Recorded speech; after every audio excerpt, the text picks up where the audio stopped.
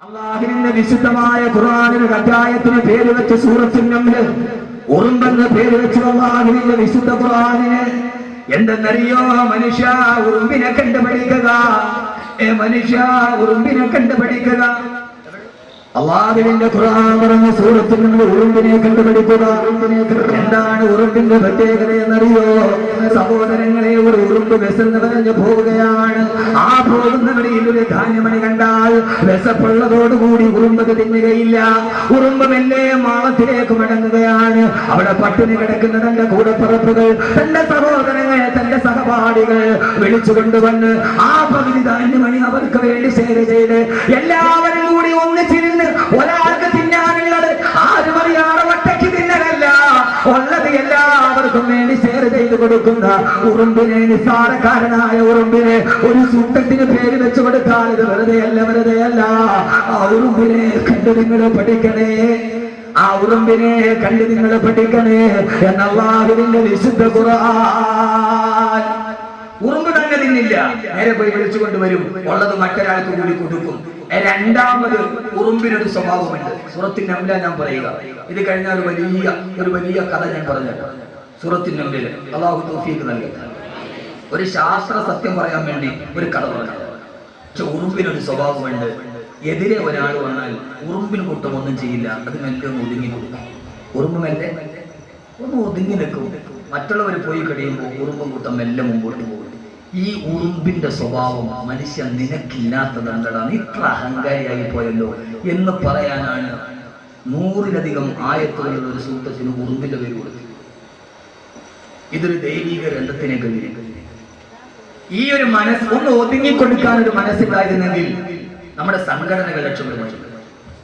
നമ്മുടെ സമൂഹം രക്ഷപ്പെടുമായിരുന്നു നമ്മുടെ മഹൽ രക്ഷപ്പെടുമായിരുന്നു എന്തിനേറെ ഭാര്യയും ഭർത്താവും രക്ഷപ്പെടുമായിരുന്നു ഭർത്താവ് ഇങ്ങോട്ട് വന്നു ഭാര്യ ഒന്നും ഒതുങ്ങി കൊടുത്താൽ ഭർത്താവ് ഇങ്ങനെ വന്ന ഭാര്യ ഉറുമ്പിന്റെ സ്വഭാവം പഠിക്കുക ഇത് വെറുതെ ഒരു സൂറത്തിൽ പേര് വെച്ചല്ല ഒന്ന് ഒതുങ്ങി കൊടുക്കാൻ ഒന്ന് അഡ്ജസ്റ്റ് ചെയ്ത് കൊടുക്കാൻ ഇതെവിടെ അഡ്ജസ്റ്റ് ചെയ്യാൻ ഭാര്യയും ഭർത്താവും ജീവിക്കണോ ഉറുമ്പിനെ കണ്ടുപഠിക്കണമെന്ന് വിശുദ്ധ ഖുർആൻ വാപ്പയും മകനും തമ്മിലുണ്ടാവണോ ഉറുമ്പിനെ കണ്ടുപഠിക്കണമെന്ന് വിശുദ്ധ ഖുർആൻ മഹല്ല് നന്നായിട്ട് പോകണോ ഉറുമ്പിനെ കണ്ടു പഠിപ്പിക്കണമെന്ന് വിശുദ്ധ ഖുർആൻ കൂടെ പുറപ്പുകൾ നന്നായി പോകണോ ഉറുമ്പിനെ കണ്ടു പഠിക്കണമെന്ന് വിശുദ്ധ ഖുർആൻ അള്ളാഹു നമ്മൾ അങ്ങനെ ആക്കി തരട്ടെ അള്ളാഹു നമ്മൾ അങ്ങനെ ആക്കി തരട്ടെ അള്ളാഹു നമ്മൾ അങ്ങനെ ആക്കി തരട്ടെ ആമീൻ പറയും മനുഷ്യന്മാരെ ആ വിശുദ്ധമായ ഖുർആനിൽ ഒരു സൂറത്തിന്റെ പേര് ഉറുമ്പ് മറ്റൊരു സൂറത്തിന്റെ പേര് ഇരുമ്പ് സൂറത്തുൽ ഹദീദ് ഒരു സൂറത്തിന്റെ പേര് ഇരുമ്പ് ഒരു സൂറത്തിന്റെ പേര് ഉറുമ്പ് മറ്റൊരു സൂറത്തിന്റെ പേര് ഇരുമ്പ് യഥാർത്ഥത്തിൽ സൂറത്തുൽ ഹദീദ് ഖുർആനിൽ സൂറത്താണ് പഠിക്കുന്ന നന്നായിട്ട് ഖുർആൻ പഠിക്കാൻ താല്പര്യം വരാൻ വേണ്ടി പറയുക യഥാർത്ഥത്തിൽ ഒരു സൂറത്തിന് പേര് വെക്കുമ്പോൾ ഇരുമ്പ് വെക്കാവോ ഇരുമ്പെന്ന് നമ്മൾ സാധാരണ ആക്രി അല്ലെ സാധാരണ ഭാഷ ആക്രി വിലയില്ലാത്ത സാധനം യഥാർത്ഥത്തിൽ ഒരു ലോഹമാണ് ഇരുമ്പ് ഒരു ലോകത്തിന്റെ പേര് വെക്കണമെങ്കിൽ ഏറ്റവും വിലയുള്ള സ്വർണത്തിന്റെ പേര് വെക്കേണ്ട ഖുർആനിന്റെ സൂറത്തിന്റെ പേര് പറയും ഇരുമ്പാണ് പറയുന്നത് സ്വർണം പ്ലാറ്റിനം വൈഡൂര്യം മരതകം ഒരു സൂറത്തിന് പേര് വെച്ച് സൂറത്തുൽ ഹദീദ് നീ വലിച്ചെറിഞ്ഞ ഖുർആന്റെ കഥയാണ് ഈ പറയുക ഇരുമ്പ് എന്തുകൊണ്ട് ഇരുമ്പിനൊരു പ്രത്യേകതയില്ല ആർക്കെങ്കിലും പറയാം ഇരുമ്പിന്റെ പ്രത്യേകത ഇരുമ്പിന്റെ പ്രത്യേകത ഈ കൂട്ടത്തിരിക്കുന്ന ആർക്കെങ്കിലും പറയോ അതിപ്പോ ദയാനന്ദനെ കൊല്ലാനുള്ള സാധ്യത അതായത് ലോകത്തിലുള്ള സർവ്വലോഹങ്ങളും ഈ ഭൂമിയിൽ നിന്ന് ഉൽപ്പാദിപ്പിക്കപ്പെടുന്നതാണ് എന്നാൽ ഇരുമ്പെന്ന ഒരേ ഒരു ലോഹം അത് ആകാശത്തിൽ ഉൽപ്പാദിപ്പിക്കപ്പെടുന്നതാണ് 15 നൂറ്റാണ്ട് മുമ്പ് അബൂജഹലിന്റെ മുന്നിൽ ഖുർആൻ അവതരിപ്പിക്കപ്പെടുമ്പോ അല്ലാഹുവിന്റെ റസൂൽ ഓതിക്കെടുക്കുകയാണ് وأنزلنا الحديد فيه بأس شديد ومنافع للناس ഈ ഉരുണ്ടിനെ ഞാൻ ആകാശത്ത് നിന്ന് ഇറക്കിയതാണ് ഇത് അത്ഭുതമാണ് ലോകമല്ല ഇരുമ്പെന്ന ഒരേ ഒരു ലോകം അത് ആകാശത്ത് നിന്ന് ഇറക്കിയതാണെന്ന് 14 നൂറ്റാണ്ടുകൾക്ക് മുമ്പ് അല്ലാഹുവിന്റെ വിശുദ്ധ ഖുർആൻ അല്ലാഹുവേ നീ ഞങ്ങൾക്ക് ബോധം നൽകണേ തമ്പുരാനെ ഈ ഖുർആൻ ഞങ്ങൾക്ക് നീ അറിവ് നൽകണേ തമ്പുരാനെ. ഈ ഖുർആൻ ഞങ്ങൾക്ക് അറിവ് നൽകണേ തമ്പുരാനെ. ഈ ഖുർആൻ അത്ഭുതങ്ങളുടെ മഹാത്ഭുതമാണ്. അതുകൊണ്ട് രസകരമായ ഖുർആന്റെ ഒരു കഥ ഈ സദസ്സിന് ഞാൻ വിവരിക്കുകയാണ്. അള്ളാഹു ആ കഥ കേൾക്കാൻ അള്ളാഹു തൗഫീഖ് നൽകട്ടെ. സുന്ദരമായ ഒരു കഥ. അതാണ് നിങ്ങൾക്ക് താല്പര്യം. സീരിയലിൽ കാണുന്നത് അങ്ങനെ തന്നെയാണ്. മോനെ ഖുർആൻ പറയാത്തതൊന്നുമില്ല. പ്രസവിച്ചു, കുട്ടിക്ക് പേരിടേണ്ടത് ആരാണ്? ഉമ്മയോ ഉപ്പയോ? ഉപ്പയോ അതൊന്നും പുലത്തിൽ കുഞ്ഞപ്പിള്ളാട് പറഞ്ഞാൽ മതി. പ്രസവിച്ചു, കുട്ടിക്ക് പേരിടണം. ഉപ്പയും ഉമ്മയും തമ്മിൽ തർക്കമായി. ആരുടെ പേരാണ് മുന്തിക്കേണ്ടത്? ഖുർആൻ. തന്റെ മകളെ പ്രസവിച്ചപ്പോ ഹന്നാ ബീവി പറഞ്ഞു, ഞാൻ ഇവൾക്ക് മറിയമെന്ന് പേരിടുകയാണ്. വാപ്പ ഇല്ലാത്തത് മരിച്ചത് കൊണ്ടാണ് തഫ്സീറിലുണ്ട്. പണ്ഡിതന്മാർ രേഖപ്പെടുത്തുന്നുണ്ട് ഉമ്മയുടെ പേരിനാണ് ഔലവിയത്ത് കൊടുക്കേണ്ടത് എന്ന് വിശുദ്ധ ഖുർആൻ. വാക്കവില്ലാതെ ഒരാൾ പറഞ്ഞിരുന്നത് ഉമ്മന്റെ പേര്, ഉമ്മന്റെ സഹത്തിയുടെ പേര്. ഇനി സമയത്തുക മറിയം. മോനെ ഇങ്ങനെ മൂന്ന് നേരം തിന്നിട്ട് ഇങ്ങനെ കിടന്നുറങ്ങലല്ലാതെ ഖുർആൻ ഇടയ്ക്ക് നോരി പഠിക്കാൻ വേണ്ടി തയ്യാറാവും. ഇങ്ങനെ ഇമാതിരി ഈ പൊരിച്ച കോഴി ചപ്പാത്തിയും മറ്റേ ആ തവാഫിയുടെ കോഴി, അങ്ങനെ കറങ്ങുന്ന ഒരു കോഴി ഉണ്ടല്ലോ, ആ തവാഫിയുടെ കോഴി തിന്നിട്ട് ശരി ശരി ശരി നിങ്ങളൊക്കെ നോക്ക്. വെജിറ്റേറിയൻ ആണോ നല്ല ഭക്ഷണം, നോൺ വെജിറ്റേറിയൻ ആണോ ഏറ്റവും നല്ല ഭക്ഷണം? ഏത്? കാലാവസ്ഥ ഒന്നുമില്ല. എന്റെ ചോദ്യം ഒറ്റ ചോദ്യം. ഉസ്താദ്മാരെ എന്നോട് ചോദിക്കരുത്. വെജിറ്റേറിയൻ ആണോ നല്ല ഭക്ഷണം, നോൺ വെജ് ആണോ നല്ല ഭക്ഷണം? പറ. കുറെ ഭാഗം നമ്മൾ പറഞ്ഞത് ഇങ്ങനെ ഒരു വാദിരിക്കട്ടെ.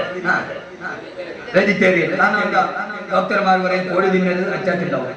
ഇറച്ചി കൂടുതൽ തിന്നത് കൊളസ്ട്രോളുമായിട്ട് പോയാൽ പറയും ഇറച്ചി തിന്നത് ഇച്ചിരി കുറയ്ക്കണം എന്ന് പറയും. പക്ഷേ നോൺ വെജ് ആണ് ഏറ്റവും നല്ല ഭക്ഷണം.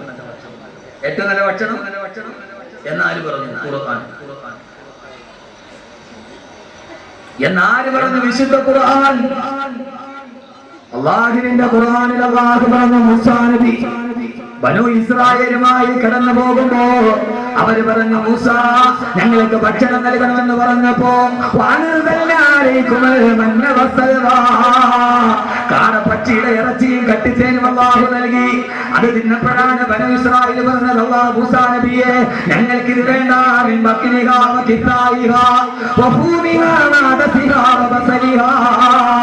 ഞങ്ങൾക്കിനി പച്ചപ്പയറും ഉള്ളിയും ഗോതമ്പും വെജിറ്റേറിയൻ മതി. ഈ നോൺ വെജ് ഞങ്ങൾ മടുത്തെന്ന് പറഞ്ഞപ്പോ അല്ലാഹു പറഞ്ഞു, മൂസാ നബിയെ അവരോട് ചോദിച്ചു നോക്കുക,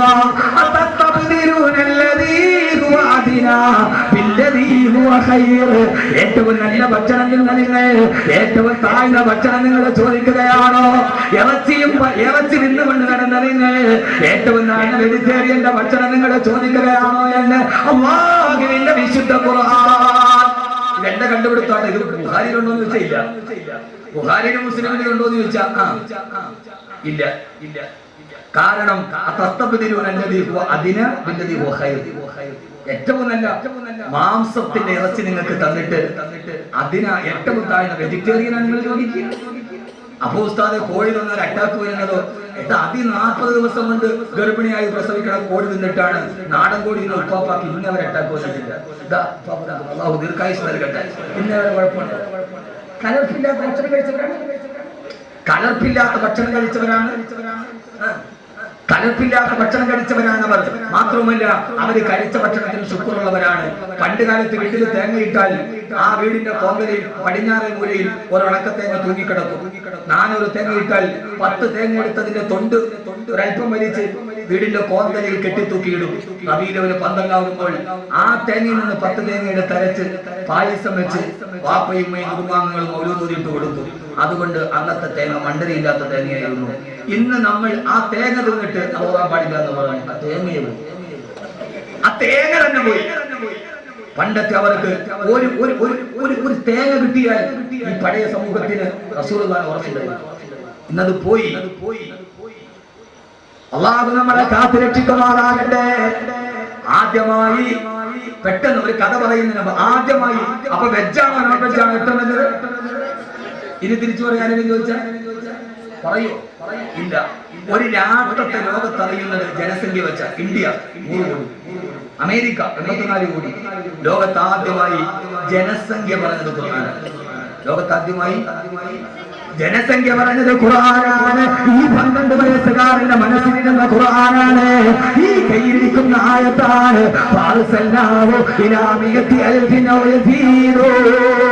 യൂനുസിനെ ഞാൻ അയച്ചത് 1,00,000 ജനസംഖ്യയുള്ള രാഷ്ട്രത്തിലേക്കാണ്. അല്ലാഹുവിന്റെ വിശുദ്ധ ഖുർആൻ.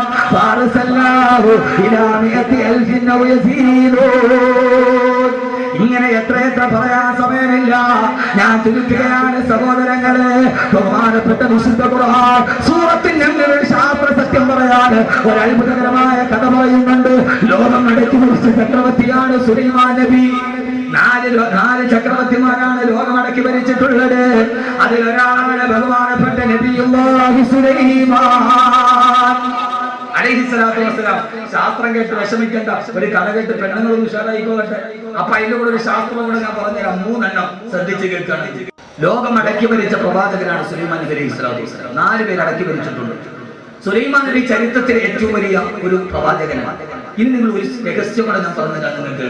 സുലൈമാൻ നബി കേരളവുമായിട്ട് അഭേദ്യമായി ബന്ധമുള്ള ആളാണ്. കേരളത്തിൽ നിന്ന് തേക്ക് കൊണ്ടുപോയ ആളാണ് നബിയുല്ലാഹി സുലൈമാൻ നബി സ്വല്ലല്ലാഹു അലൈഹി വസല്ലം. കേരളത്തിൽ നിന്ന് നിലമ്പൂരിൽ നിന്ന് ഇന്ത്യയും അന്ന് സുലൈമാൻ നബിയുടെ വീടിലാണ് ലോകമടക്കി ഭരിച്ചു. കേരളത്തിൽ നിന്ന് തേക്ക് കൊണ്ടുപോയ ആളാണ്. നിലമ്പൂരിൽ നിന്ന് തേക്ക് കൊണ്ടുപോയ ആളാണ് സുലൈമാൻ നബി അലൈഹി സ്വലാത്തു വസ്സലാം. സുലൈമാൻ നബിയുടെ കാലഘട്ടത്തിൽ സുലൈമാൻ നബിക്ക് 2 തുറമുഖം ഉണ്ടായിരുന്നു. ഒന്ന് ബാഫാർ. ആ ബാഫാറാണ് ഇപ്പോഴത്തെ ബേപ്പൂർ. രണ്ടാമത്തേത് കറാച്ചിയിലാണ്. അന്ന് കറാച്ചി ഇന്ത്യയുടെ ഭാഗമാണ്. പഠിക്ക് നന്നായിട്ട്. ചരിത്രമാണിത്, വാക്കവി വെറുതെ പറയുന്നതല്ല. ആദം നബിയുടെ 2 മക്കൾ തമ്മിൽ കാബീലും ഹാബീലിനെ കൊന്നു. ആ സംഭവം നടന്നത് തമിഴ്നാട്ടിലെ രാമനാഥപുരത്താണെന്ന് ചരിത്രകാരന്മാർ രേഖപ്പെടുത്തിയിട്ടുണ്ട്. ഖുർആനിൽ പറയുന്ന സംഭവം ചരിത്രം വെറുതെയല്ല. അതിന്റെ കഥ കാബീലും ഹാബീലിനെ കൊന്നല്ലോ അറിയില്ലേ? ആദം നബിയുടെ 2 മക്കൾ. ആ കൊല നടന്നത് എവിടെ വെച്ചാ? തമിഴ്നാട്ടിലെ രാമനാഥപുരത്ത് വെച്ച്. അത്ഭുതം ഉണ്ടോ? കാരണം ആദം നബി ജീവിച്ചത് ഇന്ത്യയിലല്ലേ? ആദം നബി ജീവിച്ചത് ഇന്ത്യയിലല്ലേ? സ്വർഗത്തിൽ അല്ലാഹു ആദം നബിയെ പുറത്താക്കി. ആദം നബി എവിടെ വന്നു? സിലോണിൽ വന്നു. ഹവ്വാ ബീവി എവിടെ പോയി? എവിടെ? ജിദ്ദയല്ല, ജിദ്ദ മലയാളിയാക്കിയതാണ്. ജദ്ദ. അറബികൾ ജദ്ദ എന്ന് പറയുക. വെല്ലുമാട നാട്. ആദം നബി ഇന്ത്യയിൽ വന്നു. ഹവ്വാ ബീവി ജദ്ദയിൽ വന്നു. കൂടെ ഒരു മഹാനവറുകളെ പുറത്താക്കി. ആരെ? ഇബ്ലീസ്. ഇബ്ലീസ് എവിടെ ഇറങ്ങി? ഇബ്ലീസ് കൂടെ ഇറങ്ങി. ഇബ്ലീസ് എവിടെ ഇറങ്ങി? ഇബ്ലീസ് ജോർദാനിൽ ഇറങ്ങി. ആദം നബി അലൈഹിസ്സലാത്തു വസ്സലാം വന്നത് ഇന്ത്യയിലേക്കാണ്. ഇന്ത്യയിൽ വന്ന് 300 വർഷം ആദം നബി അല്ലാഹുവിനോട് തൗബ ചെയ്ത് കരഞ്ഞു. അല്ലാഹുവേ, റബ്ബനാ വലന്നാ അൻഫുസനാ വഇല്ലം തഗ്ഫിർ ലനാ വതർഹംനാ ലനകൂനന്ന മിനൽ ഖാസിരീൻ. അല്ലാഹുവേ, റബ്ബനാ വലന്നാ അൻഫുസനാ, ഞങ്ങൾ തെറ്റുകൾ ചെയ്തു. അല്ലാഹുവേ, വഇല്ലം തഗ്ഫിർ ലനാ, നീ ഞങ്ങൾക്ക് പുറത്തു തന്നില്ലെങ്കിൽ, വതർഹംനാ, നീ ഞങ്ങളോട് കരുണ കാണിച്ചില്ലെങ്കിൽ, ലനകൂനന്ന മിനൽ ഖാസിരീൻ, ഞങ്ങൾ പരാജയപ്പെട്ടു പോകും. അല്ലാഹുവേ, 100 വർഷം ആദം നബി നിന്ന് കരഞ്ഞു. 100 വർഷം ആദം നബി ഇരുന്ന് കരഞ്ഞു. 100 വർഷം ആദം നബി കിടന്ന് കരഞ്ഞു. 300 വർഷം ആദം നബി കരഞ്ഞപ്പോ ആദം നബിയുടെ കണ്ണിനീരിൽ നിന്ന് 3 വൃക്ഷങ്ങൾ പൊട്ടി വളച്ചു വന്നു. 1 ഊത് മരം, 2 സന്തരു ചന്ദനം, 3 ഇഞ്ചി. ഈ 3 ചെടികൾ ആദം നബിയുടെ കണ്ണിനീര് വീണ സ്ഥലത്ത് നിന്നാണ് പൊട്ടി വളച്ചത്. ലോകത്തിലെ ഏറ്റവും നല്ല ഊത് കിട്ടുന്നത് ആദം നബി 300 വർഷം കരഞ്ഞു. കണ്ണുനീര് വീണ സ്ഥലത്ത് 3 സസ്യങ്ങൾ പൊട്ടിമുളച്ചു വന്നു. ആദം നബിയുടെ കണ്ണുനീര് വീണ സ്ഥലത്ത് 1 ഊത്. ലോകത്തിലെ ഏറ്റവും വലിയ ഊത് നല്ല ഊത് കിട്ടുന്നത് ഇന്ത്യയിൽ. ലോകത്തിലെ ഏറ്റവും നല്ല 2 ചന്ദനം ഏറ്റവും നല്ല ചന്ദനം ഇന്ത്യയിലേത്. ലോകത്തിലെ ഏറ്റവും നല്ല ഇഞ്ചി ഇന്ത്യയിലേത്. അപ്പൊ ആദം നബി കരഞ്ഞത് സമ്മതിച്ചല്ലോ. അപ്പൊ ആദം നബി കരഞ്ഞത് ഇന്ത്യയിൽ. അല്ലാഹുവിന്റെ ഖുർആൻ പറയുന്ന സൂറത്തുൽ നംലിൽ അതുകൊണ്ട് ഖുർആന്റെ ചരിത്രങ്ങൾ മുഴുവൻ വെറുതെ ചരിത്രങ്ങളല്ല, അത് നടന്ന സ്ഥലങ്ങൾ പോലും ഭൂപടത്തിൽ ചൂണ്ടിക്കാട്ടാൻ കഴിയുന്ന ഈ ചരിത്ര സംഭവങ്ങൾ പറയുമ്പോൾ അത് നടന്ന ചരിത്ര പശ്ചാത്തലങ്ങൾ ചൂണ്ടിക്കാണിക്കാൻ കഴിയുന്ന ലോകത്തിന്റെ ഒരേ ഒരു വേദഗ്രന്ഥമേ അല്ലാഹുവിന്റെ വിശുദ്ധ ഖുർആൻ. സുലൈമാൻ നബിക്കൊരു മരംകൊത്തി ഉണ്ടായിരുന്നു. ലോകം മുഴുവനും മടക്കി ഭരിക്കുന്ന സുലൈമാൻ നബിയുടെ മെസ്സഞ്ചറാണ് മരംകൊത്തി. രാവിലെ ആ മരംകൊത്തി പോകും, വൈകുന്നേരമാകുമ്പോൾ മരംകൊത്തി തിരിച്ചു വരും. അതേവരെ ആ നാട്ടിൽ നടക്കുന്ന മുഴുവൻ ന്യൂസും പറയുന്ന സുലൈമാൻ നബിയുടെ അൽ ജസീറയാണ് മരംകൊത്തി, സുലൈമാൻ നബിയുടെ BBC ആണ് മരംകൊത്തി, സുലൈമാൻ നബിയുടെ ഏഷ്യാനെറ്റ് ന്യൂസാണ് മരംകൊത്തി. മുഴുവൻ കൊടുമുടികളും പറഞ്ഞു നടന്ന് സർവ്വ രഹസ്യങ്ങളും കൊടുക്കുന്ന മരംകൊത്തി. പറയാൻ ഒരു ദിവസം ഒരു സുന്ദരമായ കഥ. ഇതൊരു റൊമാൻറ്റിക് ഭാവനയല്ല, ഇത് മേരി ശല്ലിയുടെ കഥയല്ല, ഇത് സാഹിത്യമില്ല, തൈരിഹ്യമല്ല, ഇത് മിത്തല്ല, കഥനങ്ങളല്ല. ആ വൈകുന്നേരം തന്നെ മരംകൊത്തിയെ കാത്തു നിൽക്കുമ്പോ മരംകൊത്തി വന്നിട്ടില്ല. സുലൈമാൻ നബിക്ക് സന്ധ്യയായി, സുലൈമാൻ നബിക്ക് ദേഷ്യമായി. സുലൈമാൻ നബി പറഞ്ഞു, മരംകൊത്തി വരാത്തതെന്താ?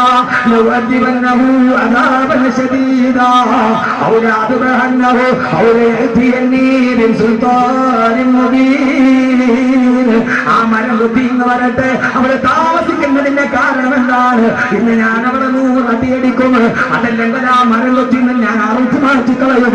സുലൈമാൻ നബി ദേശത്തോടെ പറഞ്ഞു. ചുരുക്കി പറയട്ടെ, ഖുർആന്റെ സാഹിത്യ ഭാഷയാണ്. തെല്ലുമാന്തിച്ചില്ല. എന്റെ കഥ പറയുന്നത് പോലെ, ഒറ്റക്കാരിൽ നിന്നത് പോലെ തെല്ലും അമാന്തിച്ചില്ല. ലോകത്തിലെ ഏറ്റവും വലിയ സാഹിത്യ സിദ്ധി ഖുർആനാണ്. ചെറുപ്പക്കാരാ, വൈക്കം മുഹമ്മദ് ബഷീർ നോവലിൽ നിന്ന് ഖുർആൻ പഠിച്ചിട്ടാണ്. വിക്ടർ ഹ്യൂഗോയുടെ പുവേഴ്സ് എന്ന് പറയുന്ന നാടകം സൂറത്തുൽ ഗൾഫിലെ തോട്ടക്കാരന്റെ കഥയാണ്. വില്യം ഷേക്സ്പിയറിന്റെ മഹത്വാദകങ്ങൾ അല്ലാഹുവിന്റെ ഖുർആന്റെ വാക്യത്തിന്റെ പുനരാവിഷ്കാരമാണ്. പിന്നീട് ഒരു സദസ്സിന് ഞാൻ വിശദീകരിച്ചു പറയാം. ഇവിടെ പറയാം പരിമിതിയുടെ സമയത്തിന്റെ. വൈക്കം മുഹമ്മദ് ബഷീർ സാഹിത്യം ഖുർആൻ പഠിച്ചിട്ടാണ്. വിക്ടർ ഹ്യൂഗോയുടെ ദ പുവേഴ്സ് എന്ന് പറയുന്ന നാടകം സൂറത്തുൽ ഗൾഫിലെ തോട്ടക്കാരന്റെ കഥയാണ്. പിന്നെ ഒരു സദസ്സുണ്ടാവുന്ന അവിടെ വെച്ച് പറയാം. അത് തന്നെ പറഞ്ഞാൽ ചിലപ്പോൾ ഒരു വിലസത ഉണ്ടാവും. നമ്മളൊരു നാടന്മാരല്ലേ, നമുക്കെന്ത് അത് വിക്ടർ ഹ്യൂഗോ, നമുക്കെന്ത് മനസ്സ്, നമുക്ക് വിക്ടർ ഹ്യൂഗോ, നമുക്ക് തുറപ്പ സുഖേർ കുരുവി റസാക്കെന്നല്ലാതെ നമുക്കെന്ത് തുറപ്പ സുഖേർ വിക്ടർ ഹ്യൂഗോ. എന്റെ പ്രിയപ്പെട്ട സഹോദരങ്ങളെ, അങ്ങനെ ഹുദുഹുദു വന്നു, താമസിച്ചു, മെസഞ്ചറായി താമസിച്ചു. ചുരുക്കി പറയാം, ഒരു ശാസ്ത്രം പറയാനും ഒരു കഥ പറയാനും രണ്ടും കൂടിയാണ്. ഈ സീരിയലിൽ നിന്ന് നിങ്ങളൊന്ന് മാറാനും. ഖുർആൻ പറയുകയാ, നോവലിസ്റ്റ് പറയില്ലേ, അവൻ വാതിലിൽ നോക്കി, തെല്ലും അമാന്തിച്ചില്ല, തെല്ലും കഴിഞ്ഞില്ല, ഹുദുഹുദു പാഞ്ഞു വന്നു. സുലൈമാൻ നബി അടിക്കാൻ ചാട്ടവാറെടുത്തപ്പോ ഹുദുഹുദു പറഞ്ഞു, എന്നെ അടിക്കല്ലേ, എന്നെ കൊല്ലല്ലേ, കൊല്ലാതിരുന്നാൽ ഇന്ന് ഞാൻ ഒരു നല്ല ന്യൂസുമായിട്ടാണ് വന്നിരിക്കുന്നത്, അത് നിങ്ങളോട് പറയാം. ഖുർആൻ സൂറത്തുൽ നംൽ, എന്നെ കൊല്ലാതിരുന്നാൽ ഞാൻ ഒരു ന്യൂസ് പറഞ്ഞുതരാം. ഭർത്താവിരിക്കുന്ന അടിക്കാതിരുന്ന അപ്പുറത്തൊരു കാര്യം എനിക്ക് പറയാനുണ്ട്. ആ സമയത്ത് ഹുദുഹുദ് പറഞ്ഞു, ബഹുമാനപ്പെട്ട സുലൈമാൻ നബിയെ, ഞാൻ ഇന്ന് രാവിലെ മുതൽ പാറിപ്പറന്ന് നടന്നപ്പോ ആരും അറിയാതെ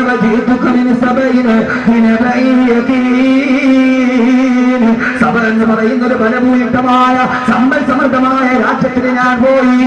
അവിടെ ചെന്നപ്പോ സുലൈമാൻ നബിയെ തമ്മിലിക്കും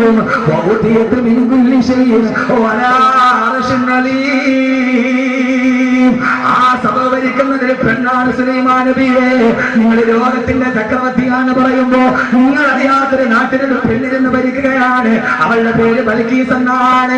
സുലൈമാൻ നബിയെ മാത്രമല്ല, നിങ്ങളെ വെല്ലുന്ന ഒരു സിംഹാസനം, ആ ബൽക്കീസിന് രത്നങ്ങളും മരതകങ്ങളും ഗോമേതകങ്ങളും പതിപ്പിച്ച ഒരു സുന്ദരമായ കസേരയുമുണ്ട്. ആ കസേരയിലാണ് ബൽക്കീസ് ഇരിക്കുന്നത്. ചുരുക്കി പറയട്ടെ, സുലൈമാൻ നബി അത്ഭുതപ്പെട്ടു പോയി. ഈ നാട് മുഴുവനും താൻ ഭരിച്ചുകൊണ്ടിരിക്കുമ്പോൾ അതിന്റെ ഇടയിൽ ഒരു പെണ്ണ് ഭരിക്കുകയോ? മന്ത്രിസഭ വിളിച്ചുകൂട്ടി. സുലൈമാൻ നബിയുടെ മന്ത്രിസഭയിലെ ജിന്നുകളുണ്ട്, മനുഷ്യരുണ്ട്, പക്ഷികളുണ്ട്, പറവകളുണ്ട്, എല്ലാം അടങ്ങുന്ന മന്ത്രിസഭ. സുലൈമാൻ നബി ചോദിച്ചു മന്ത്രിസഭയോട്, അയ്യക്കും പുതുവരുന്നൊരു പുതിയ വിശേഷം പറഞ്ഞിട്ടുണ്ട്. അങ്ങനെ ആരും അറിയാതെ ബൽക്കീസ് എന്ന പെണ്ണ് ഒരു അത്ഭുത സിംഹാസനത്തിൽ ഇരുന്ന് നാട് ഭരിക്കുന്നുണ്ട്. ആ ബിൽക്കീസിന്റെ സിംഹാസനം ആരാണ് എന്റെ മുമ്പിൽ എത്രയും പെട്ടെന്ന് എത്തിച്ചു തരിക? 40 മാസത്തെ വഴി ദൂരമുണ്ട് ബിൽക്കീസിലേക്ക് പോകാൻ, സഭയിലേക്ക് പോകാൻ. ആ സമയത്ത് ജിന്നുകളുടെ രാജാവായ ഇഫ്രീത്ത് എഴുന്നേറ്റ് നിന്നിട്ട് പറഞ്ഞു അത്രേ, കാല ഇഫ്രീത്തു മിനൽ ജിന്നി അനാ ആതീക ബിഹി ഖബ്ല അൻ തഖൂമ മിൻ മഖാമിക. സുലൈമാൻ നബിയെ, അങ്ങിരിക്കുന്നിടത്ത് നിന്ന് എഴുന്നേൽക്കുന്നതിന് മുമ്പ് 40 മാസം വഴി ദൂരമുള്ള സിംഹാസനം ഞാൻ അങ്ങയുടെ മുമ്പിൽ കൊണ്ടുവന്നരാം സുലൈമാൻ നബിയെ. സുലൈമാൻ നബി മന്ത്രിസഭ വിളിച്ചുകൂട്ടി. എല്ലാവരും ഉള്ള പ്രധാനമന്ത്രി, പ്രതിരോധ മന്ത്രി, മുഖ്യമന്ത്രി, മുക്കാത്ത മന്ത്രി, എല്ലാവരും ഉള്ള സദസ്. ജിന്നുണ്ട്, മനുഷ്യരുണ്ട്, പക്ഷിയുണ്ട്, പറവയുണ്ട്, എല്ലാം ഉണ്ട്. സുലൈമാൻ നബി ചോദിച്ചു, സൂറത്തിൽ നംലിന്റെ കഥയാ പെണ്ണെ, സൂറത്തിൽ നംല്. ആ സമയത്ത് സുലൈമാൻ നബി ചോദിച്ചു, അയ്യുക്കും ഞാൻ അറിയാതെ നാട് ഭരിക്കുന്ന ബിൽക്കീസ് ഇരിക്കുന്ന സിംഹാസനം എത്രയും പെട്ടെന്ന് എന്റെ മുമ്പിൽ കൊണ്ടുവന്നു തരാൻ ആർക്കാ കഴിയുക? ജിന്നുകളുടെ നേതാവായി ഇഫ്രീത്ത്. ജിന്നിനെ ഓർത്തോടെ, ജിന്നിനെ കണ്ട ആരെങ്കിലും ഉണ്ട്? ഈ കൈവക്കി ജിന്നിനെ കണ്ടാലും ഇല്ലേ? രണ്ട് ജിന്നിനെ കണ്ടി, പിശാചിനെ കണ്ടിട്ടുണ്ട. ഇപ്പൊ ആണുങ്ങൾ ഒരു എപ്പോഴും കണ്ടുകൊണ്ടിരിക്കുക. പെണ്ണുങ്ങൾ ഇവിടെ കൈവെക്കുക പിശാച് എന്നാ ഞാൻ കണ്ടുകൊണ്ടിരിക്കുക. ജിന്നുകളുടെ നേതാവാണ് ഇഫ്രീത്ത്. ഇഫ്രീത്ത് പറഞ്ഞു, അന ആതീക ബിഹി ഖബ്ല അൻ തഖൂമ മിൻ മഖാമിക. അങ്ങ് ഇരുന്നിടത്ത് എഴുന്നേൽക്കുന്നതിന് മുമ്പ് ഞാൻ കൊണ്ടുവരാം. സുലൈമാൻ പറഞ്ഞു, അല്ല, അതിനേക്കാൾ വേഗതയിലായി കൊണ്ടുവരും. അതിനേക്കാൾ വേഗതയിലാണ് ജിന്നിന് പറ്റാത്തത്. ആ സമയത്ത് സദസ്സ് നിശബ്ദമായി. ജിന്നുകൾക്ക് കഴിയാത്തത് ആർക്കാണ് കഴിയുക? ആ സമയത്താണ് നിശബ്ദമായ സദസ്സിൽ നിന്നൊരാൾ എഴുന്നേറ്റ് നിന്നു. ഖുർആൻ പറയട്ടെ, കാലല്ലദീ ഇൻദഹു ഇൽമുൻ മിനൽ കിതാബ് അനാ ആതീക ബിഹി ഖബ്ല അൻ യർതദ്ദ ഇലൈക തർഫുക. അങ്ങയുടെ കണ്ണടച്ച് ചിമ്മി തുറക്കുന്നതിന് മുമ്പ് ആ സിംഹാസനം ഞാൻ കൊണ്ടുവരാമെന്ന് തൗറാത്തിൽ അഗാധ പ്രാവീണ്യമുള്ള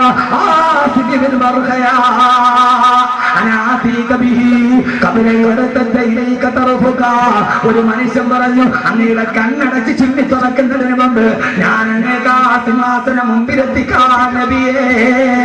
എന്നിട്ട് ആകാശത്തേക്ക് നോക്കി ആസിഫിനെ പറയുകയാ, ഒരു ദിക്റില്ലേ, അല്ലാഹുവേ യാ ഹയ്യു യാ ഖയ്യൂം യാ ഹയ്യു യാ ഖയ്യൂം. ആ ദിക്റ് ചൊല്ലേണ്ട താമസം 40 മാസത്തിന്റെ വഴിദൂരം അകലെയുള്ള ബിൽക്കീസിന്റെ സിംഹാസനം സുലൈമാൻ നബിയുടെ മുറ്റത്ത് വന്നു നിന്ന് അല്ലാഹുവിന്റെ വിശുദ്ധ ഖുർആൻ. സിംഹാസനം ഖാദ് സുലൈമാൻ നബിയുടെ മുമ്പിലെത്തി. ആസിഫിന് ബർഖയ പറഞ്ഞത്, ഞാൻ കൊണ്ടുവന്നു തരാം. ഖബ്ല അൻ യർതദ്ദ ഇലൈക തർഫുക. അങ്ങയുടെ കണ്ണ് അടച്ച് തുറക്കുന്നതിന് മുമ്പ്. കണ്ണടച്ച് തുറക്കുന്നത് കണ്ണ് ഇങ്ങോട്ട് നോക്കും മനുഷ്യന്മാരെ. ചുമ്മാ കഥ കേൾക്കാതെ, ഞാൻ ശാസ്ത്രം പറയാനാ പറഞ്ഞത്. കണ്ണടച്ച് തുറക്കാത്ത സമയം കാണും. ഒരു സെക്കൻഡ് കണ്ണൊന്ന് അടക്കി തുറക്ക്. എത്ര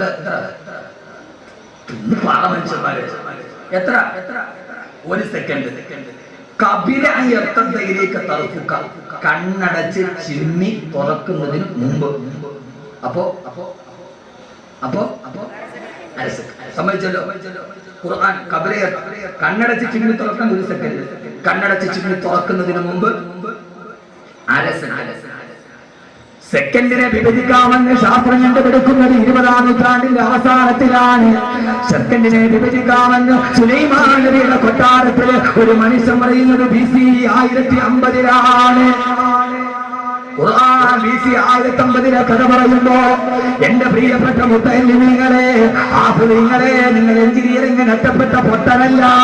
ഖുർആൻ മനഃപാഠമാക്കിയ ഹാഫിളാരാ, ആലിമാരാ. അവർ എഞ്ചിനീയറിംഗ് പഠിച്ചില്ലല്ലോ, അവർ MBBS പഠിച്ചിട്ടില്ലല്ലോ, അവര് PhD ഇല്ലല്ലോ. മൊയ്യാക്കന്മാര് ദുനിയാവ് പോയവരാണ്. അല്ല, മൊയ്യാരാരെന്നറിയോ? അവർ സെക്കൻഡിനെ വിഭജിക്കാമെന്ന് പഠിച്ച ഏറ്റവും വലിയ ശാസ്ത്ര ഗ്രന്ഥം കാണാതെ പഠിച്ചവരാണ് ഹാഫിള്. അതുകൊണ്ട് സഹോദരങ്ങളെ, ദുനിയാവ് നഷ്ടപ്പെട്ടിട്ടില്ല. എന്തേ ഖുർആൻ പഠിക്കുന്നില്ല. മഹാഭാരതത്തിന്റെ സീരിയൽ ടിവിയിൽ കാണുമ്പോ കൗരവരുടെ കൊട്ടാരത്തിലേക്ക് പാണ്ഡവർ വന്നു. സ്ഫടികത്തിന്റെ താഴെ അരുവി വിടുകയാണ്. അരുവിയുടെ മുകളിൽ സ്ഫടികം വെച്ചിരിക്കുകയാണ്. പഞ്ചപാണ്ഡവർ വന്നിട്ട് അതിന്റെ താഴെ ഗ്ലാസ് കിടക്കുന്നത് കണ്ടില്ല. അരുവിയാന്ന് കരുതിയിട്ടവർ മുണ്ടിങ്ങനെ പൊക്കിയിട്ട് അതിന്റെ മുകളിലേക്ക് ചവിട്ടാൻ പോയപ്പോ അർജുനനോട് കൃഷ്ണനാണ് പറഞ്ഞത്, അർജുനായത് അരുവിയല്ല, അത് ഗ്ലാസിന്റെ താഴെ കൂടെ വെള്ളമെടുക്കുന്നതാണ്. അതിന്റെ മുകളിലെ ഗ്ലാസിന്റെ അർജുന. ഇത് കണ്ട മേത്തച്ചി പെണ്ണ് അത്ഭുതത്തോടെ നോക്കി നിന്നു. റബ്ബേ, ഇതെന്തോ അത്ഭുതമാണ്. പെങ്ങളെ, സൂറത്തിന്റെ നംലോട് ബിൽഖീസ് സുലൈമാനിയുടെ കൊട്ടാരത്തിൽ വന്നു. കൊട്ടാരത്തിന്റെ മുമ്പിലെത്തിയപ്പോ അതിന്റെ താഴെ കൂടെ അരുവിയൊടുന്നു. മുകളിൽ സ്ഫടികം വെച്ചിട്ടുണ്ട് സുലൈമാനിയുടെ കൊട്ടാരത്ത്. ബിൽഖീസ് അതിലേക്ക് കാലെടുത്ത് വെച്ചപ്പോ ഖുർആൻ പറയുകയാണ്, തന്റെ കണങ്കാലിന്റെ മുകളിലേക്ക് സാരി പൊക്കി അപ്പുറത്ത് നിന്നിട്ട് സുലൈമാൻ നബി പറഞ്ഞു, ഇത് അരുവിയല്ല, സ്ഫടികമാണ്, ബിൽഖീസേ ചവിട്ടിക്കൊള്ളുക. ഇത് അവർക്ക് അറിവ് കണ്ടപ്പോൾ അത്ഭുതമായിട്ട് തോന്നിയത്. ഖുർആൻ ഇന്ന് അവര് ബൽഖീസ് സുലൈമാൻ നബിയുടെ കൊട്ടാരത്തിലെത്തി. ഫ്രണ്ടിൽ ഗ്ലാസ്, താഴെ അരുവി. ബൽഖീസ് വലിച്ചു, ഇത് അരുവിയാണ്. അവളുടെ കണ്ണങ്കാലിന് മുകളിലിട്ടവള് സാരി പൊക്കി. അന്ന് സാരി ഉണ്ടായിരുന്നൊന്നും ചോദിക്കരുത്, അവൾ ഉടുത്തിരുന്ന എന്തോ ഒരു സുനാപ്പി പൊക്കി. ഇതിന് നല്ല വലിയ ബുദ്ധിമാന്മാരുണ്ടോ? സാരി പൊക്കി, സാരി ഉണ്ടായിരുന്നു. അങ്ങനത്തെ കുറെ ദുഃഖഹീനങ്ങളുണ്ട്. അവിടെ ഞാൻ പറഞ്ഞു, അന്ന് അവൾ ഉടുത്തിരുന്ന എന്തോ ഒരു സുനാപ്പി അതങ്ങനത്തെ പൊക്കി. അവൾ ആ കണങ്കാലിന്റെ മുകളിലേക്ക് പൊക്കി. എന്റെ പൊന്നു ചെറുപ്പക്കാരാ, ഈ ഖുർആൻ ഇങ്ങനെ ലോകത്തിന്റെ മുമ്പിൽ പറഞ്ഞു കൊടുക്കാൻ നിനക്ക് പറ്റുമോ? ഇത് ഖുർആന്റെ ചെറിയ വിവരണമാണ്. കഥയും കഥനവും ഐതിഹ്യവും മിത്തും ശാസ്ത്രവും വൈദ്യശാസ്ത്രവും സർവ്വതും ഖുർആൻ പറഞ്ഞ് നമ്മൾ പഠിച്ചു. അതോടൊപ്പം തന്നെ ഖുർആൻ ഏറ്റവും വലിയ അത്ഭുതമായത്, നന്നായിട്ട് ഇതിന്റെ പരിസമാപ്തി ഞാൻ കുറിക്കും.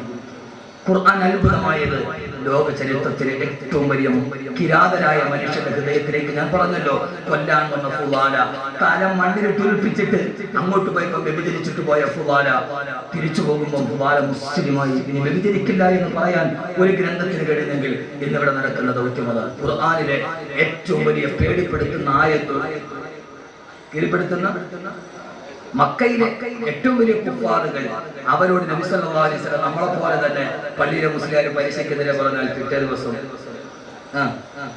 രാജി ഉറപ്പ്, ഒന്നീ രാജി വെപ്പിക്കും അല്ലെങ്കിൽ വെക്കും. എന്റെ പ്രിയപ്പെട്ട സഹോദരങ്ങളെ, ഉസ്താദിനെ ഞങ്ങൾ പിരിച്ചുവിടില്ല. ഉസ്താദിനെ കമ്മിറ്റിക്കാർ പറയും പിരിച്ചുവിടില്ല, ഉസ്താദ് തന്നെ പിരിഞ്ഞോളൂ, പരമാവധി ഉസ്താദ് തന്നെ പിരിഞ്ഞോളൂ. സഹോദരങ്ങളെ, ലോക ചരിത്രത്തിൽ ഏറ്റവും ക്രൂരന്മാരായ ആളുകൾ അവരുടെ മുമ്പിലേക്ക് ഖുർആൻ ഇറങ്ങിയപ്പോൾ അവർ പിന്നീട് ആരായി മാറി? യഥാർത്ഥത്തിൽ സഹാബാക്കളുടെ കൂടെ ഒരു MBBS ഉണ്ടോ? ഒരു PhD കാരനുണ്ടോ? ഇല്ലല്ലോ. യഥാർത്ഥത്തിൽ സഹാബത്ത് മന്ദബുദ്ധിയുള്ളവരില്ല. ഇതൊന്നും തോന്നരുത്. സഹാബത്തിൽ ഒന്നും അറിയാത്ത പച്ചപ്പൊട്ടന്മാരുണ്ട്. ഖുർആനിൽ ആയത്തിറങ്ങി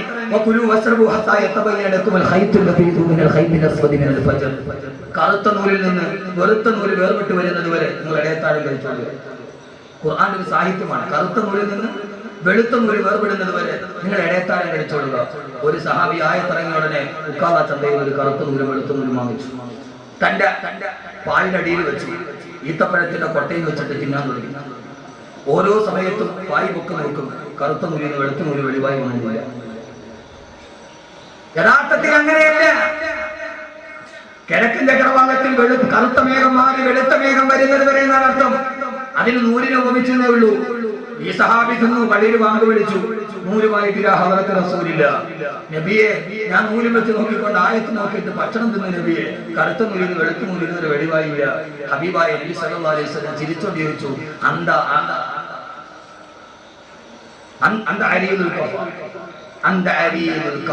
നീ ഇത്രയ്ക്ക് വലിയ പമ്പര കിട്ടിയായല്ലോ സഹാബി.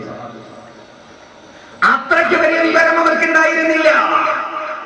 അവരോടാണ് അല്ലാഹുവിന്റെ റസൂൽ പറഞ്ഞത്, ഇല്ല, നാളെ പരലോകമുണ്ട്, മരണാനന്തരം ഒരു ജീവിതമുണ്ട്, ഈ രാത്രിയും ശാശ്വതമല്ല, മദ്യപാനത്തോട് വിട പറയണമെന്ന് പറഞ്ഞപ്പോ അല്ലാഹുവിന്റെ റസൂൽ കഅബാലയത്തിന്റെ മത്താഫിലിടുന്ന ഖുർആൻ ഓതിയപ്പോ പ്രവാചകനെ പരിഹസിച്ചുകൊണ്ട് കബായത്തിന്റെ മത്താബിൽ നിന്ന് വെല്ലുവിളിച്ച ആളുകളുടെ നേരെയാണ് അള്ളാഹുവിന്റെ ഖുർആനിലെ ഏറ്റവും പേടിപ്പെടുത്തുന്ന ആയത്തിറങ്ങിയത്. ഏറ്റവും പേടിപ്പെടുത്തുന്ന ആയത്തിറങ്ങിയത് അള്ളാഹുവിന്റെ റസൂൽ ഖുർആൻ ഓതി കിടക്കുമ്പോ കബായത്തിന്റെ മത്താബിൽ നിന്നിട്ട് ആ നാട്ടിലെ ചെറുപ്പക്കാര് പരിഹസിച്ചു അത്രേ. അഹിയാനൻ നജുറു ഇലാഹീനാ ഇദാ ലം യജുറു ബിഹി ഇല്ലാ ഹാനാ അഹിയാനൻ നജുറു ഇലാഹീനാ ഇദാ ലം യജുറു ബിഹി ഇല്ലാ ഹാനാ. അല്ലാഹുവിന്റെ റസൂലിനെ കളിയാക്കിയിട്ട് പറഞ്ഞു, മുഹമ്മദേ നീ ഞങ്ങളെ ഉപദേശിക്കാനോ ഖബറിനെ കുറിച്ച് പറഞ്ഞ് പേടിപ്പെടുത്താനോ ആഖിറത്തെ പറഞ്ഞ് ഞങ്ങളെ പരിഭ്രാന്തിക്കാനോ ഞങ്ങൾ ആരെന്നറിയോ മുഹമ്മദേ? അഹിയാനൻ നജുറു ഇലാഹീനാ. ഒരുത്തം പറയുകയാണ് എനിക്ക് വ്യഭിചരിക്കാതെ കിടന്നാലടക്കം വരില്ല, രാവിലെ മുതൽ വൈകുന്നേരം വരെ വ്യഭിചരിക്കാൻ ഒരാളെ കിട്ടാതെ നിരാശയോടെ രാത്രി ഞാൻ തിരിച്ചു പോകുമ്പോ ഇന്നെനിക്ക് വ്യഭിചരിക്കാൻ കഴിഞ്ഞില്ലല്ലോ എന്ന് ദുഃഖിച്ചു പോകുമ്പോ ആ സമയത്താണ് എന്റെ സഹോദരന്റെ ഭാര്യയെ കണ്ടത്. അവളുമായിട്ട് ഞാനിന്ന് വ്യഭിചരിച്ചെന്ന് പരസ്യമായിട്ട് കബായത്തിന്റെ മത്താബിൽ വിളിച്ചു പറഞ്ഞ ആ സമയത്താണ് മറ്റൊരു ചെറുപ്പക്കാരൻ പറഞ്ഞത്, ഇതാലും എന്റെ ജോലി വഴിയരികിലൂടെ നടന്നു പോകുന്ന ആളുകള് പാലക്കത്തിന്റെ പുറകിൽ ഒളിച്ചിരുന്നിട്ട് അവരെ പിടിച്ചു നിർത്തി തലകൊയിലെടുക്കല. അങ്ങനെ ഒരു ദിവസം രാവിലെ മുതൽ വൈകുന്നേരം വരെ ഞാൻ എന്റെ ഇരയെ കാത്തിരുന്നു. അവസാനം ഒരാളെ പോലും കാണാതെ മൂവന്തി നേരമായപ്പോ കള്ളുഷാപ്പിൽ കൂട്ടുകാർ ഒരുമിച്ച് കൂടുന്ന നേരത്ത് ഒരു തുള്ളി പൈസ ഇല്ലാതെ എന്റെ വാളുടയിലോട്ടിടാൻ പോയപ്പോ ഇന്നൊരു രക്തത്തിന്റെ സ്പർശനമില്ലാതെ എന്റെ വാളുടയിലിടണമല്ലോ നോക്കിട്ട് ഉടയിലോട്ടിടാൻ പോയപ്പോഴാണ് എതിർഭാഗത്തൂടി മനുഷ്യൻ വരുന്നത് കണ്ടത്. ആ മനുഷ്യൻ എന്റെ പിതാവായിരുന്നു.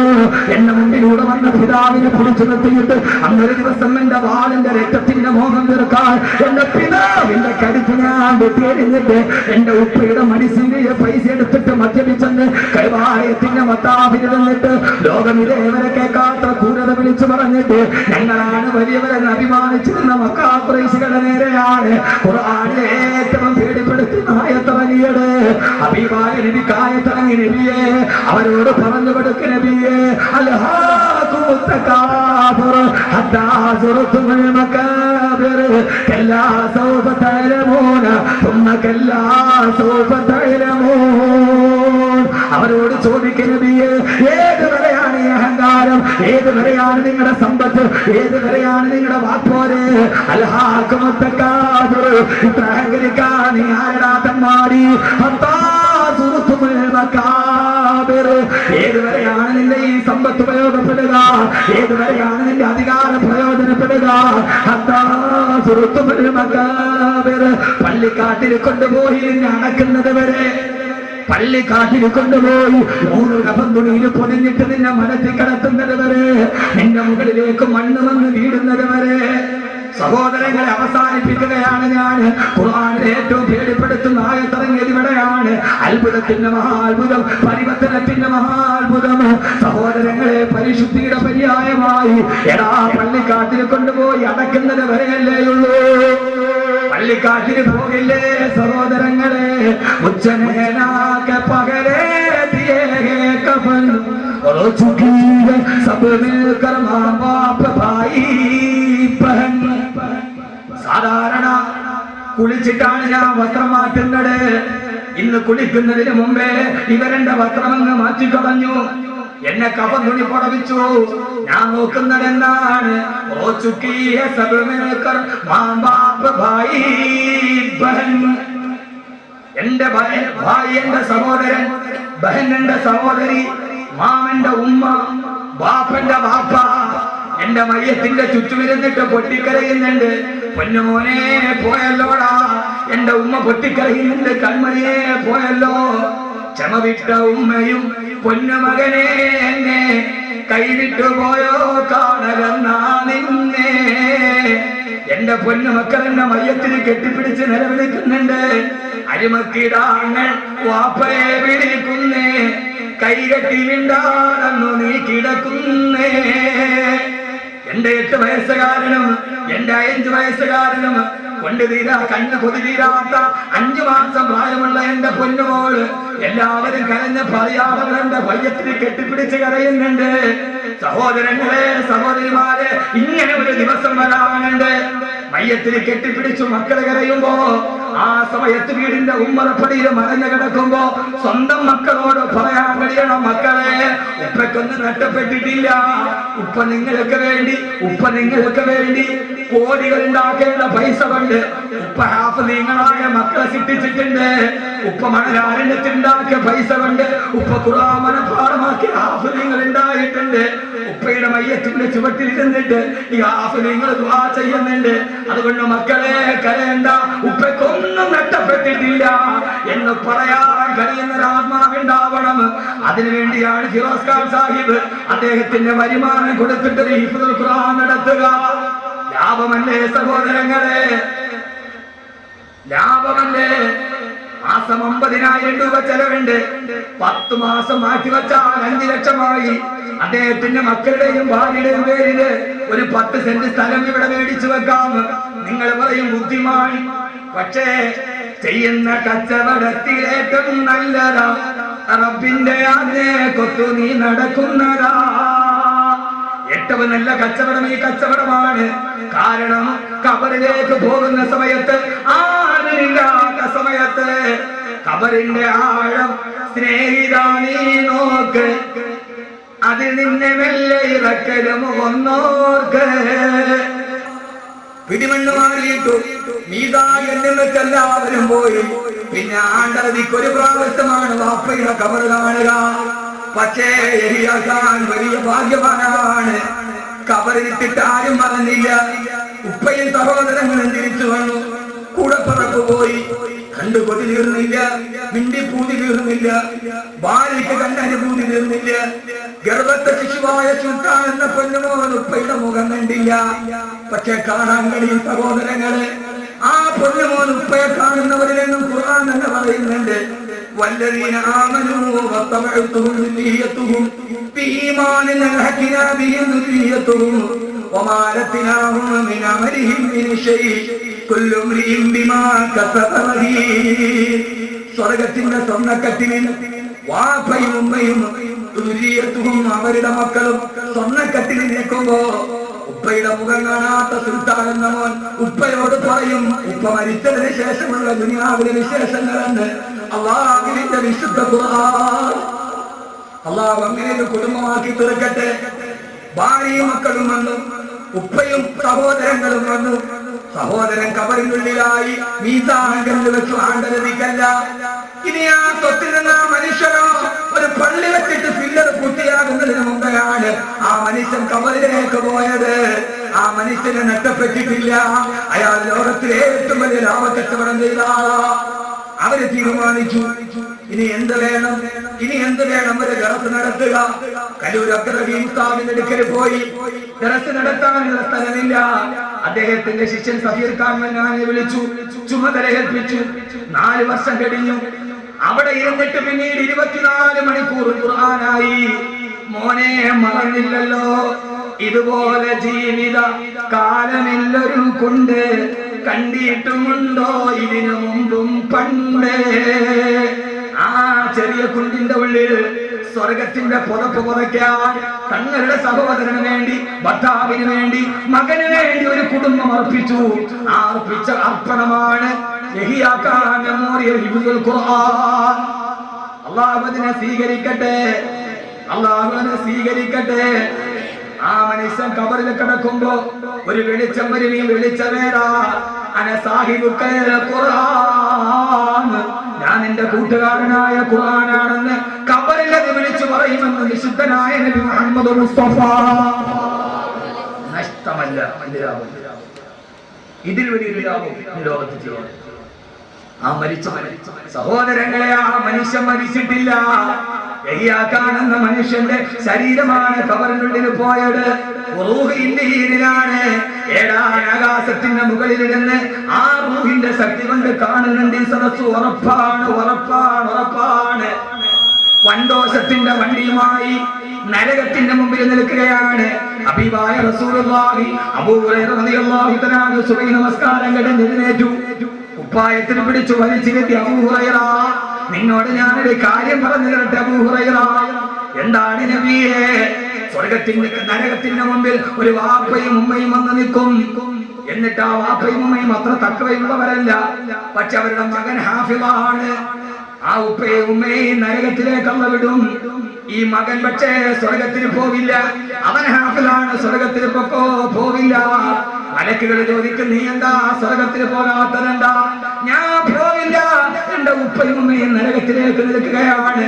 ആ സമയത്ത് ഹാഫിളായ പൊന്നുമോൻ നരകത്തിന്റെ മുമ്പിലുള്ള പടിയിൽ ഇങ്ങനെ കറങ്ങി നടക്കും. എന്നിട്ട് അവന്റെ ഉപ്പയുടെ ഉമ്മയുടെ കയ്യിൽ പിടിച്ച് അവൻ സ്വർഗത്തിലേക്ക് വലിച്ചിടും. അല്ലാഹുവേ, ഇവരാണ് എന്നെ ഹാഫിളാക്കിയത്, ഈ ഉമ്മയാണ് എന്നെ ഹാഫിളാക്കിയത്, ഇവരാണ് എന്നെ ഹാഫിളാക്കാൻ വിട്ടത്. അവരില്ലാതെ ഞാൻ പോകില്ല റബ്ബേ. ഒരു ഹാഫിളിന് 40 പേരെ സ്വർഗത്തിലേക്ക് ശുപാർശ ചെയ്യാം. അതൊന്നും എന്റെ ഉപ്പയാണ്, രണ്ടാമത് എന്റെ ഉമ്മയാന്ന് പറഞ്ഞ് കൈ പിടിച്ച് സ്വർഗത്തിലേക്ക് വലിച്ചിട്ടിട്ട് ആ മക്കള് സ്വർഗത്തിലേക്ക് പോകും. അബൂ ഹുറൈറ, ഏതുപോലെ എഴുന്നേറ്റ് പോയ നിന്നെ ഞാൻ കുപ്പായത്തിന് പിടിച്ചു തിരിച്ചതുപോലെ എന്ന് നബി മുഹമ്മദ് മുസ്തഫ. അല്ലാഹു തൗഫീഖ് നൽകട്ടെ. തീർന്നില്ല. ഒരു ചാണ്ടുകളിൽ സൂര്യൻ, താഴെ ചെമ്പിന്റെ തല, ഹിസാബിന് വേണ്ടി കിടന്നിട്ട് പിടയുകയാണ്. അമ്പിയാക്കളുടെ പുറകെ ഓടുകയാണ്. ആ സമയത്ത് ആകാശത്ത് ലോകത്തുള്ള കോടാന് ജനങ്ങൾ ഹിസാബിൽ കിടന്ന് വല്ലാതെ തീച്ചുളയിൽ വെന്തുരുകുമ്പോ സ്വർഗത്തിന്റെ മുകൾ ഭാഗത്തൊരു മിസ്കിന്റെ കുന്നിണ്ടത്രേ. ആ മിസ്കിന്റെ കുന്നിലിരുന്നിട്ട് ആ കുന്നിലൊരു ചെറിയ വൃക്ഷമുണ്ട്, ഇസ്മുഹു തൂബ. ആ വൃക്ഷത്തിന്റെ പേര് തൂബ എന്നാണ്. തൂബ വൃക്ഷത്തിന്റെ ചുവട്ടിൽ കുറെ കുട്ടികളും കുറെ മുതിർന്നവരും ഇരുന്ന് സ്വകാര്യം പറയും, പൊട്ടിച്ചിരിക്കും. അവർക്ക് ഹിസാബില്ല. ബാക്കിയുള്ളവരൊക്കെ ഹിസാബിൽ നിൽക്കുകയാണ്. താഴെ നിൽക്കുന്ന ആളുകളുടെ മുകളിൽ സ്വർഗത്തിന്റെ മിസ്കിന്റെ കുന്നിലിരിക്കുന്ന അവരോട് ചോദിക്കും, നിങ്ങളാരാ? നിങ്ങൾക്ക് ഹിസാബില്ലല്ലോ, നിങ്ങളാരാ സ്വർഗത്തിന്റെ കുന്നിലിരിക്കുന്നവരാരാ? ആ സമയത്ത് അവര് പറയും, ഞങ്ങളാരെന്നറിയോ?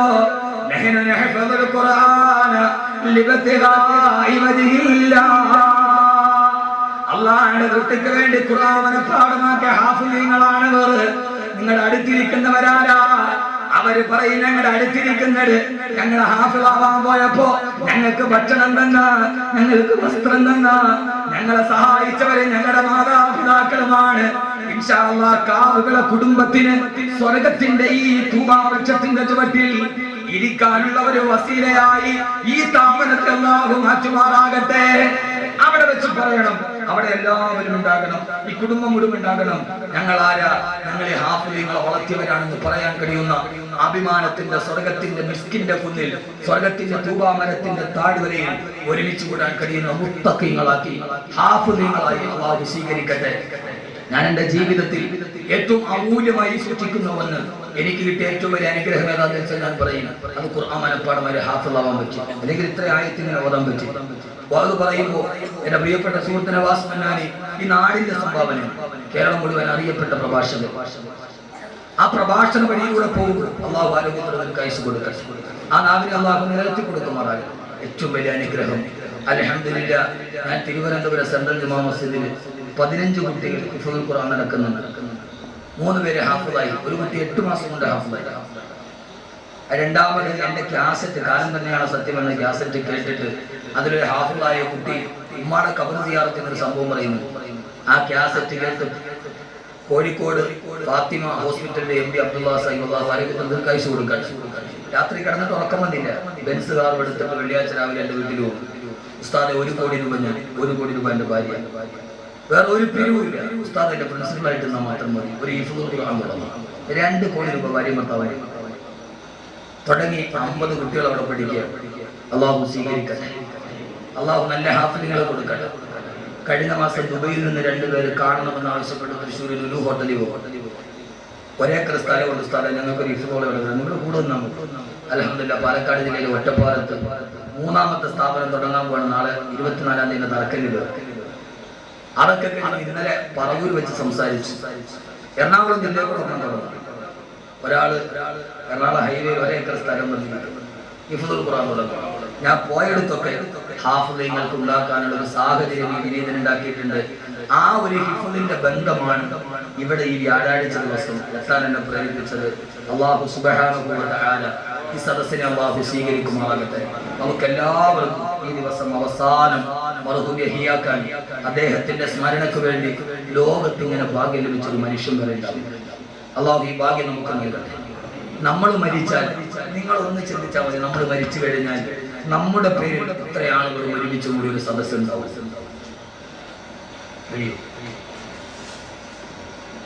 അപ്പൊ അങ്ങനെ ഒരാൾക്ക് കിട്ടിയെങ്കിൽ ആ മനുഷ്യൻ അത്ര ഭാഗ്യവൻ. മരണം അള്ളാഹു എഴുതി വെച്ചതാണ്. അത് ഏത് സമയത്തും എങ്ങനെയുണ്ടാവും.